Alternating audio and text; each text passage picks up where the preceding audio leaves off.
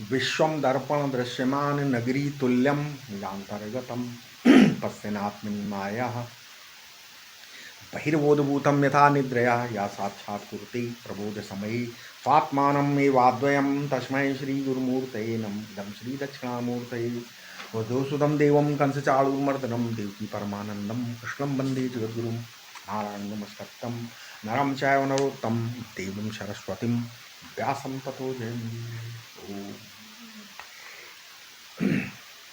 ये जो अध्याय चल रहा ना 11वां, इसको थोड़ा मतलब ज़्यादा इसमें बताने के लिए नहीं है, इसको थोड़ा जल्दी ख़त्म कर लेते, फिर अगला जो 12 और 13 अध्याय है वो बहुत बहुत टाइम लगेगा उनको। मुख्य अध्याय तो 12 और 13 है ना, भक्ति योग और ज्ञान योग, उसमें थोड़ा बहुत टाइम लगेगा। तो 40 हो गए थे, अब ये 41 और 42 दो श्लोक एक साथ ले लेते हैं, ठीक है। सखेति मत्वा प्रसभम यद्युक्तम, हे कृष्ण हे यादव हे सखेति अजानता महिमा महिमानम तवेदम मया प्रमादात प्रणयेन वापि। 42वां श्लोक क्या है? यच्चावहा सार्थम सत्कृतो वसि विहार शय्यासन भोजनेषु एको एको अथवाप्य अच्युत तत्समक्षम तत्क्षामये त्वाम हम प्रमेयम। त्वाम हम प्रमेयम यानी क्या हुआ? मतलब मैंने आपकी ये महिमा न जानकर और अपना सखा मानकर प्रमाद या प्रीतिवश हठ पूर्वक आपसे हे कृष्ण हे यादव हे सखा ऐसा संबोधन किया है, तथा आपकी हंसी करने के लिए क्रीड़ा शयन आसन और भोजन के समय एकांत में अथवा दूसरों के सामने आपका अपमान किया है, वो सब मैं आपसे क्षमा चाहता हूँ, क्योंकि आप तो अचिंत प्रभाव वाले हैं, है ना। क्योंकि आप तो अचिंत प्रभाव वाले हैं, है ना। देखो पीछे से नमस्कार करना शास्त्र में वर्जित है, ठीक है। नहीं, कोई प्रमाण आगे चल रहा है पीछे आकर कोई पांव छू ले, ये वर्जित है, ठीक है। असल में चलते समय सामने से भी नमस्कार वर्जित है। चलते हुए को नमस्कार नहीं करना चाहिए, दातुन करते हुए को नमस्कार नहीं करना चाहिए, भोजन करते हुए को नमस्कार नहीं करना चाहिए, और कोई लघु शंका के लिए बैठा हो तो उसको भी नमस्कार नहीं करना चाहिए, हैं। कोई दूसरे ध्यान में लगा हो तो उस पर नमस्कार करके उसका ध्यान भंग नहीं करना चाहिए। जब वो आंख उठाकर आपकी तरफ देखे तब उसे नमस्कार करना चाहिए, हैं। आजकल तो लोग उपनिषद पढ़ लेते हैं, नहीं, व्याकरणाचार दर्शनाचार्य हो जाते हैं, आचार्य हो जाते हैं, पर मनुस्मृति नहीं पढ़ते हैं। आचार शास्त्र का उन्हें ज्ञान होता ही नहीं। प्रमा शास्त्र का ज्ञान हो गया, न्याय आदि के पढ़ने से अधिकार ज्ञान हो गया, प्रमेय शास्त्र का ज्ञान हो जाता है, वैशेषिक आदि पढ़ने, परंतु आचार शास्त्र का ज्ञान होता ही नहीं। आचार क्या है? कैसे नमस्कार करना चाहिए, दाहिने हाथ से बायां पांव नहीं छूना, पता है आपको कि दाहिने हाथ से बायां पांव नहीं छूना चाहिए और बाएं हाथ से दाहिना पांव नहीं छूना चाहिए, ये सब आचार है। हाथ पट करके नमस्कार नहीं किया जाता, हाथ चित्त करके नमस्कार किया जाता है। नमस्कार आशीर्वाद लेने के लिए किया जाता है। अब देखिए काशी में बड़े शास्त्रों के बड़े बड़े विद्वान थे पहले ना, लेकिन धर्म व्यवस्था देनी हो तो बस शून्य हो जाते थे। आचार शास्त्र का दिनों दिन लोप हो रहा है। श्री उड़िया बाबा जी महाराज कहते थे कि इस युग में तपस्या का जैसा ह्रास हुआ है, जैसा मतलब वो हुआ है ह्रास, वैसा ह्रास कभी किसी युग में नहीं हुआ। कोई थोड़ी सी भी तकलीफ उठाकर धर्म का पालन नहीं कर चाहता ना। तो अर्जुन कहते हैं नमस्पुस्तात् प्रशस्तस्ते। अर्जुन बोलते हैं मैंने आपको सखा मानकर बड़ी ढिठाई की है ना, प्रमाद से किया, हाँ कभी प्रमाद से किया कभी प्रेम से किया, मया प्रमादात प्रणयेन वापी, कभी कभी तो मैंने आपसे बड़ी हंसी की, नहीं की। तो आप चराचर के पिता हैं, आप सबके पूज्य हैं, गरियान गुरु हैं। जब आपके बराबर ही कोई नहीं तो आपसे बड़ा कौन होगा। आपका प्रभाव अप्रतिम है, इसलिए मैं प्रणाम करके अपना शरीर सामने रखकर आपको प्रसन्न करता हूँ, ठीक है। आप शरीर सामने रखकर आपको प्रसन्न करता हूँ, ठीक है।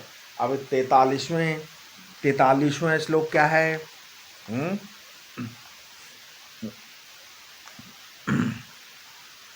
43वां श्लोक, पितासि लोकस्य चराचरस्य तुमस्य पूज्यश्च गुरुर्गरीयान् न न त्वत्स्मो त्वत्स्मो अस्मत्यभ अधिकः कुतो वन्यो लोकत्रयत्य प्रतिम प्रभाव।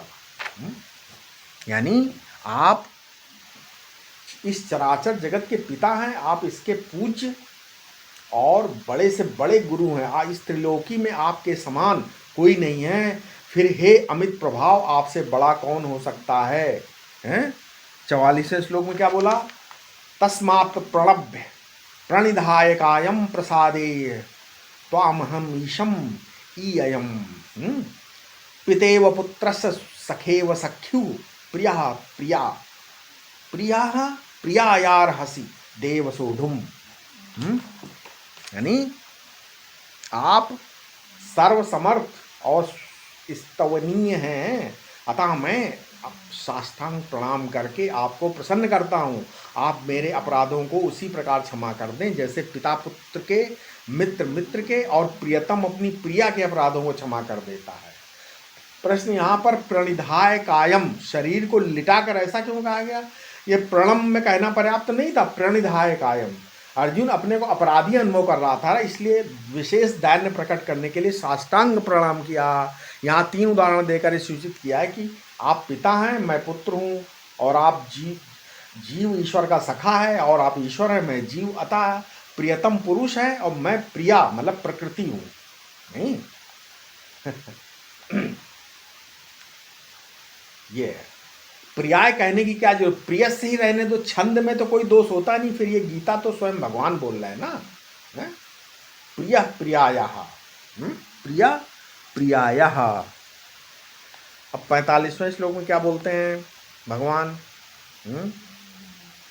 बोलते हैं क्या?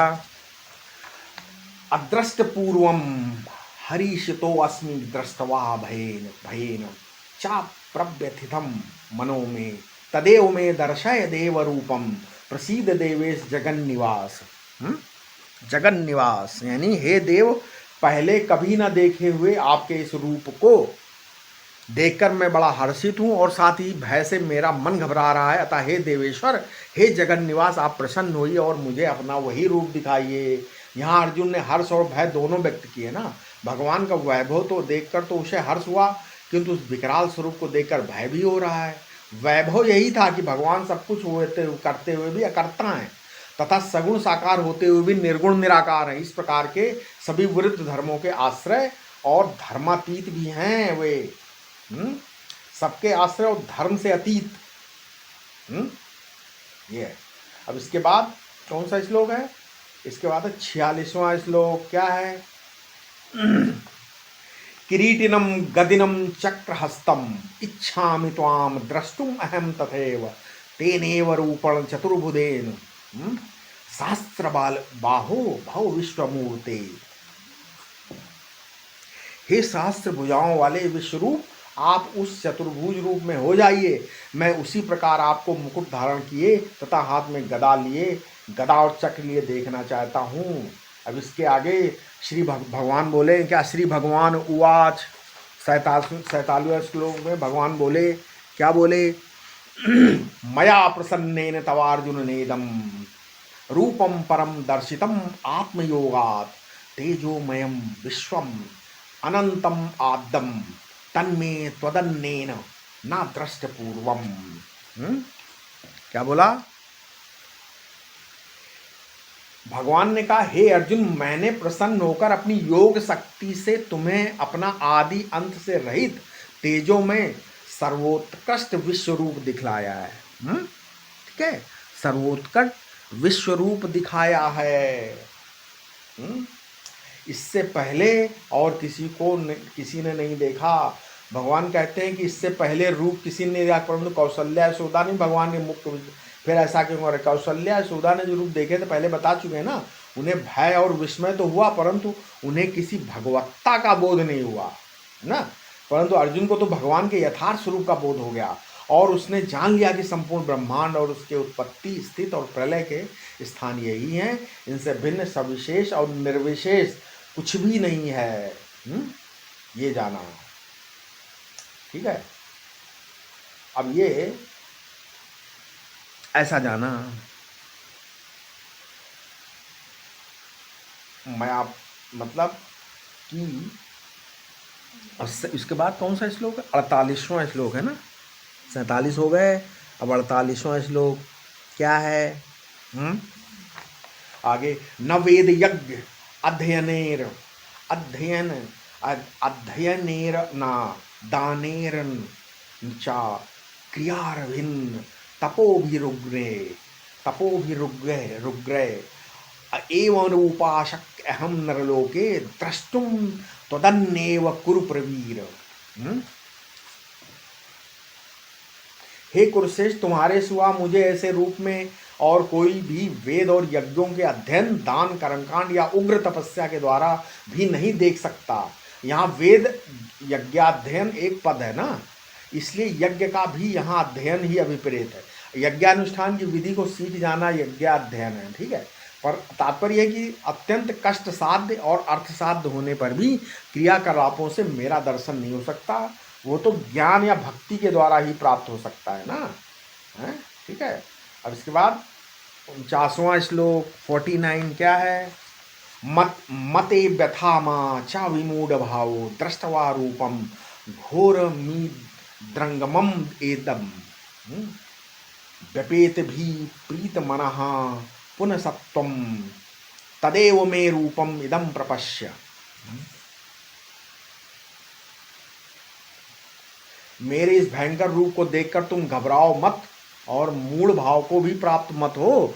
अब जब भय छोड़कर प्रसन्नचित्त से तुम मेरा वही वासुदेव रूप देखो, ठीक है, ऐसा बोला है। यानी क्या बोला यहाँ?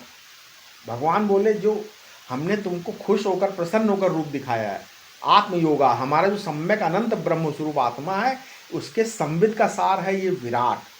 देखो भगवान श्री कृष्ण में देहाभिमान नहीं है और कोई कर्म निर्मित जड़ अंतःकरण उपाधि भी नहीं है, इसलिए उनके संबित के स्थान में व्यवधान उत्पन्न करने वाला, अंतराय उत्पन्न करने वाला कोई नहीं। वे जब चाहें अपने को संसार के रूप में प्रकट करके दिखा दें, जब चाहे व्यक्ति के रूप में प्रकट करके दिखा दें, चाहे अदृष्ट हो जाए, अंतर्ध्यान हो जाए, क्योंकि उनका जो संवित है वो देहावरण से, करणावरण से, अनावरण से विनिर्मुक्त है, ठीक है। फिर अज्ञान अंतःकरण स्थूल देह के आवरण से विनिर्मुक्त निष्प्रतिपन्न निर्वद्ध चिन्मात्र ही उनका स्वरूप है। इसलिए वे चाहें तो अपने को छिपा लें, चाहे तो व्यक्ति रूप में प्रकट करते हैं और चाहे तो समष्टि रूप में प्रकट हो जाएं। ये सब संबित का प्रकाश है, आत्मदेव का ही विलास है। विराट में राट है, इससे पहले वी लगा है, ये विवर्त वाला ही वी है ना, मतलब विपरीतम राजते इति विराट। विराट क्या? विपरीतम राजते इति विराट या विविधम राजते इति विराट। एक राट स्वयं प्रदीप्त प्रकाश, और ये विविध रूप में दिखाई पड़ने लगे। जब विविध रूपों में दिखाई पड़ने लगे तब विराट, जैसे आग में उठे लपट मालूम पड़े कि ये अप्सरा, ये देवता, ठीक है। वैसे विराट याज्ञिकों के सामने उनकी दी हुई आहुतियां बड़ी सुंदरियां बनकर अप्सराओं का रूप धारण करके आती हैं आहुतियां। तो भगवान ने कहा, अर्जुन, ये आत्मयोग से दिखाया हुआ मेरा तेजोमय अनंत आद्य विश्व तुम्हारे सिवाय और किसी दूसरे ने नहीं देखा है। अब इसके आगे क्या बोलते हैं? संजय बोलते हैं क्या?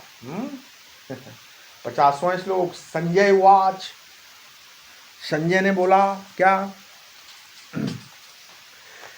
इत्यर्जुन वासुदेवस्य तथोक्त्वा स्वकं रूपम दर्शयामास भूया आश्वासयामाश्चा भीतमेनम भूत्वा पुनः सौम्य रूपम महात्मा। संजय बोला, संजय ने कहा, अर्जुन ने ऐसा कहकर वसुदेव नंदन परमात्मा श्री कृष्ण ने उन्हें पुनः अपना निजी रूप दिखलाया और इस प्रकार पुनः सौम्य रूप धारण करके भयभीत अर्जुन को क्या बढ़ाया? ढांढस बढ़ाया, जो अर्जुन भयभीत हो गया था। स्वकम रूपम दर्शयामास भूया, फिर चतुर्भुज हो गए और डरे हुए अर्जुन को थोड़ा समझाने बुझाने लगे। उसके बाद सौम्य, मतलब सौम्य वपु हो गए, क्योंकि चतुर्भुज में भी थोड़ी उग्रता है, ईश्वर है। विराट रूप तो महान उग्र है ही, है, चतुर्भुज की अपेक्षा किंचित थोड़ा सौम्य है। इसलिए भगवान ने अर्जुन ने कहा कि नहीं भैया, तूने जो सो देखा देखा, अब मैं जैसा हूँ वैसा हूँ। इसके पश्चात भगवान ने मनुष्य रूप दिखा दिया। 51 श्लोक क्या है? अर्जुन उवाच, अर्जुन बोला क्या? दृष्टवेदम मानुषम रूपम तव सौम्य जनार्दन, सौम्यम जनार्दन, इदानीमस्मि संवृत्तः सचेता प्रकृतिम गतः। यानी क्या बोला 91वें श्लोक में कि हे अर्जुन, अर्जुन ने कहा जनार्दन, इसके आपके शांत मनुष्य रूप को देखकर अब मैं होश में आ गया हूँ और आपकी अपनी स्वाभाविक स्थिति में स्थित हूँ। अब इसके आगे 52वां श्लोक है, इसमें भगवान बोले, श्री भगवान उवाच, क्या बोले? सुदुर्दर्शम इदम रूपम दृष्टवानसि यन्मन देवा अप्यस्य रूपस्य नित्यम दर्शन कांक्षिणः। यानी क्या बोला? श्री भगवान ने कहा तुमने जो मेरा रूप देखा है उसका दर्शन होना अत्यंत कठिन है। इस रूप में दर्शन की को इस दर्शन की तो देवता लोग भी इच्छा करते हैं। अर्जुन को भगवान ने विराट रूप दिखलाया तो वो घबरा गया, क्योंकि अपने इष्ट को ना देख पाने की घबराहट होती है। अर्जुन का तो भगवान के कृष्ण रूप में ही राग था, विराट रूप में तो राग था नहीं, अतः वो घबरा गया और पुनः पूर्व रूप दिखलाने की प्रार्थना की। इस पर भगवान ने अपना पूर्व रूप दिखलाया, कहा कि मेरा विराट रूप अत्यंत दुर्दर्श है, इसके दर्शन देवताओं को भी नहीं होते, क्योंकि वे भोगी होते हैं। इसे तो योग दृष्टि से देखा जा सकता है, और वह योग दृष्टि यद्यपि तुम्हें प्राप्त नहीं थी, परंतु तुम मेरे भक्त और सखा हो, इसलिए मैंने स्वयं अपने योग बल से वह योग दृष्टि, दिव्य दृष्टि देकर तुम्हें इसका दर्शन करा। मेरे वास्तविक स्वरूप को तो वैराग्यवान जिज्ञासु ही देख सकते हैं। दूसरे लोग इच्छा तो करते, किंतु उनका भाग्य कहाँ जो साक्षात्कार कर सके। उनका भाग्य नहीं है सबका कि देख सके। ठीक है।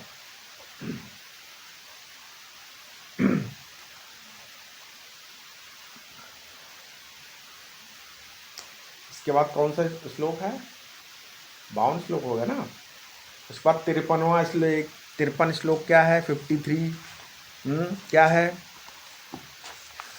नाहम वैदर्न तपसा नदानेन न चेज्जयः शक्य एवं विधो द्रष्टुम दृष्टवा न सीमाम यथा। तुमने मुझे जैसा देखा वैसा मैं वेदाध्ययन, तपस्या, दान या यज्ञ करने से भी नहीं देखा जा सकता, है ना? नहीं। इसकी क्यों नहीं देखा जा सकता? उसका जो है अगले श्लोक में बताएंगे ना। इसको सब लोग नहीं देख सकते, दुर्लभ है। उसका दर्शन वेद नहीं दे, क्योंकि वेद तो तत् देवता का ही निरूपण करते हैं। तपस्या अपनी अपनी शुद्धि के लिए होती, और दान पुण्यार्जन के लिए होता है, इसलिए। और इज्जा अर्थात यज्ञ तो इंद्राय स्वाहा होता है, इसलिए इनसे विराट रूप का दर्शन नहीं होता। ठीक है। तो कैसे होता? भगवान आपके अपने आगे 54वां श्लोक 54, क्या श्लोक है?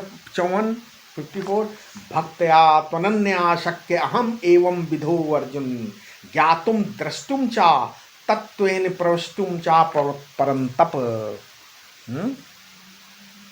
अर्थात हे परंतप अर्जुन, तत्वतः ऐसा मैं अनन्य भक्ति के द्वारा ही जाना और देखा जा सकता हूँ, तथा प्रवेश भी किया जा सकता हूँ। जो मेरी अनन्य भक्ति करते हैं, अर्थात मुझे इष्ट मानकर मेरा ही चिंतन करते और मुझ पर ही अवलंबित रहते हैं, इस प्रकार भोग मोक्ष या सिद्धियों की कामना छोड़कर मेरी प्रेम लक्षणा भक्ति करते हैं, वे ही मुझे जान या देख सकते हैं, अथवा जिनकी दृष्टि में आत्मा के अतिरिक्त अन्य सत्ता का अत्यंता अभाव है, वे ही गुरु और शास्त्र की कृपा से मुझे यथार्थ जान सकते हैं, तथा वे ही मुझे द्रष्टुम अर्थात मेरे ऐश्वर्य का ज्ञान तथा स्वरूप का साक्षात करने में, तथा प्रवेशतुम अर्थात मुझ में प्रवेश करने में, मेरे स्वरूप में लीन होने में समर्थ हैं। ठीक है। परंतु साधक का काम तो भगवान का भजन करना ही है। लय कर लेना या मिला लेना तो भगवान का काम है। जैसे स्वयंवर में जौहर तो सभी राजा दिखलाते हैं, परंतु वर्ण करना तो राजकुमारी का काम है। यहाँ शुद्ध प्रेम लक्षणा भक्ति का निरूपण किया गया है। ये श्लोक ज्ञान परक अर्थ, इस श्लोक का ज्ञान परक अर्थ क्या हो सकता है? वो भी बता देते हैं। जो एक निष्ठ होकर आत्मा के अतिरिक्त और सबको असत जानते हैं, वे ही मुझे तत्वतः जानने में समर्थ होते हैं। जानने की क्रिया दूर रहने पर होती, इसलिए उन्हें परोक्ष ज्ञान होता है। फिर वे ही मुझे जानकर देखने अर्थात अपरोक्ष रूप से अनुभव करने में समर्थ होते हैं। ऐसा अनुभव मुझे समीप से अर्थात आत्म स्वरूप से देखने पर होता है। यहाँ तत्वेन पद को ज्ञातुम, द्रष्टुम और प्रवेशुम तीनों के साथ जोड़ना चाहिए, क्योंकि आत्मा को जानना, देखना या उसमें प्रवेश करना तत्व दृष्टि से ही होता है। प्रवेशुम का अर्थ है गाढ़ आत्माकार वृत्ति रहना या करना। ध्यान करते करते जब गाढ़ वृत्ति होने पर दृश्य की सर्वथा प्रतीति नहीं रहती, तभी तत्वता आत्मा में प्रवेश समझना चाहिए। भगवान ने 48वें और 53वें श्लोक में अपना यथार्थ रूप से जानना देखना बहुत कठिन बताया, और 54वें इस श्लोक में क्या बताया? 54वें श्लोक में, इस श्लोक में इसका मुख्य साधन अपनी अनन्य भक्ति बताई। अब अगले श्लोक में ये बताते हैं कि अनन्य भक्ति किस प्रकार प्राप्त हो सकती है। 55 श्लोक कैसे प्राप्त हो सकती है? बोले मत कर्म क्रन मत परमो मत भक्ता संग वर्जिता निर्वैरा सर्वभूतेषु यह सा मामेति पांडव। यानी हे पांडव, मेरे लिए, जो मेरे लिए ही कर्म करने वाला है, मेरे ही परायण है, मेरा ही भक्त है, आसक्ति से रहित है और किसी भी प्राणी से वैर नहीं करता, वो मुझे ही प्राप्त होता है। ठीक है, वो मुझे ही प्राप्त होता है। यहाँ भगवान अर्जुन को पांडव कहकर संबोधित करते हैं। इसका अर्थ है कि तुम मेरे फुफेरे भाई हो। कुंती कृष्ण की बुआ जी हैं और उनके पति हैं पांडु, है ना। तो ठीक है, इसलिए हम दोनों आपस में ममेरे फुफेरे भाई हैं। पांडु माने धवल, पांडु माने होता है धवल, धवला अंतःकरण, बड़ा शुद्ध स्वरूप है तुम्हारा। पांडव संबोधन के साथ भगवान ने 5 सार बातें श्लोक में बताई हैं।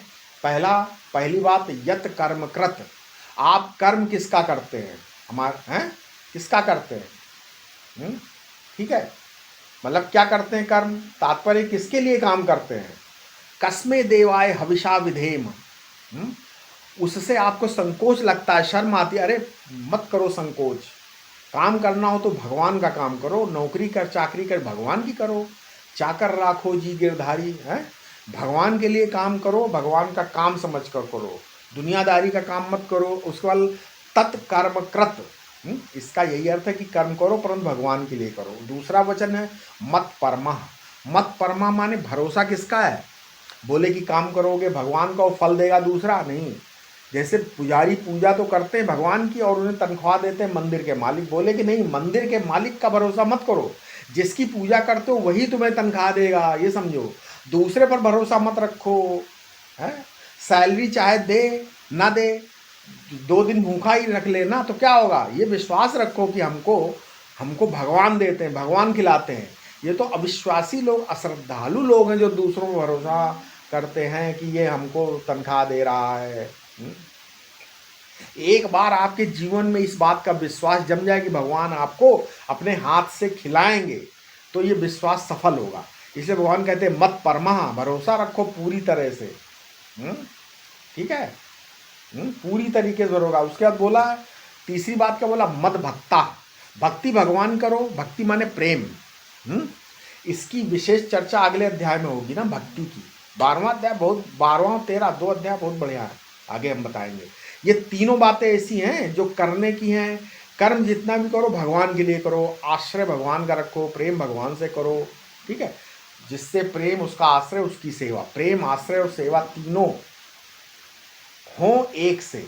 2 चीजें छोड़ने की हैं, संग वर्जिता, क्या, निर्वैरा।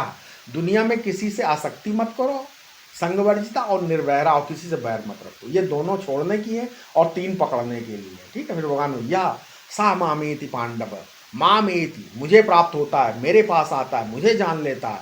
एति, एति क्रियापद है और इसका अर्थ होता है कि मेरे पास आता है। एति का अर्थ ये भी होता है कि मुझे जानता है। इसका अर्थ ये भी होता है कि संसार से मुक्त हो जाता है और इसका अर्थ ये भी होता है कि मुझको प्राप्त होता है। एति में जो इन धातु है वो गत्यर्थक है। अब तो भगवान की इन 5 बातों में से जो 3 को धारण करता है, 2 को छोड़ देता है, वो भगवान को प्राप्त होता है। इसलिए मेरे भाई, आसक्ति और वैर, राग और द्वेष दुनिया में किसी से मत करो और प्रेम भगवान से, भरोसा भगवान का और सेवा भगवान की, इन बातों को भगवान के साथ जोड़ लो। फिर भगवान मिले मिलाए हैं, मिलने में देरी नहीं है। ठीक है, भगवान तो मिले मिलाए हैं, मिलने में क्या देरी है। ठीक है। ये मत कर्म से कर्म जनित उपासना और मत परम से ध्यान जनित उपासना समझ सकते हो यहाँ पर, है? मतलब मत कर्म से कर्म जनित उपासना और मत परमा से ध्यान जनित उपासना समझ सकते हो। व्यवहार करते हुए संपूर्ण कर्म भगवान को अर्पित कर दें, यही गृहस्थ का मत कर्म है और चिंतन ही मत परमा है, यही उसकी भक्ति है। मत कर्म, मत परमा, मद भक्ता और संगवर्जिता, ये तो औषधि है तथा निर्वैरा अनुपान है। भगवत प्राप्ति के लिए वेदाध्ययन और यज्ञादि तो बाह्य साधन है, भक्ति ही अंतरंग साधन है। अतः भगवान भक्ति से मिलते हैं, भगवान का विराट स्वरूप उनके ऐश्वर्य है, इसलिए भक्त उनसे डरते हैं। तथा चतुर्भुज रूप माधुर्य है, सुख माधुर्य में है, ऐश्वर्य में नहीं। ठीक है, समझ में आ गया है? अब इस अध्याय में भगवान के विराट स्वरूप का वर्णन है, इसलिए इसका नाम विश्व रूप दर्शन योग रखा गया है। ठीक है, अब विश्व रूप दर्शन उसे कहते हैं जिसे ये अनुभव हो कि विश्व रूप में स्वयं भगवान ही विराजमान है। इस प्रकार क्या हुआ, ये 11वां अध्याय पूर्ण हुआ। क्या, ओम तत्सदिति श्रीमद् भगवद गीतासु उपनिषत्सु ब्रह्म विद्यायाम योग शास्त्रे श्री कृष्ण अर्जुन संवादे विश्व रूप दर्शन योगे नाम 11वां अध्याय। कृपया इस वीडियो को लोगों तक साझा करें। ओम शांति शांति शांति।